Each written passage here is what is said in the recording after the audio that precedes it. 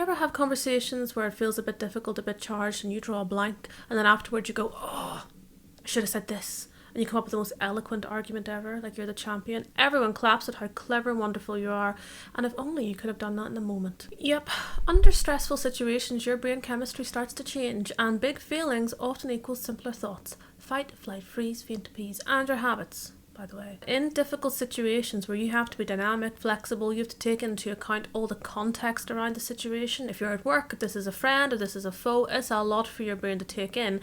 And as you're undergoing more and more stress, all of that's getting noisier and noisier. And your amygdala is saying, well, I could take charge. But your amygdala cannot do a lot of complicated thinking. So in amongst all that, you might just freeze a little bit and you might just try to get through the situation, because you might not be able to access all that complex thinking that you need. And so after something like that happens, instead of kicking yourself about how your brain should have been in this perfectly poised, eloquent argument, it's about understanding that that might be way too much to ask of your brain in those kinds of situations. You often have to feel safe and energized to produce that kind of eloquence.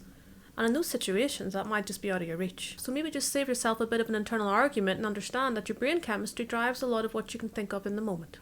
Just something to think about. Okay.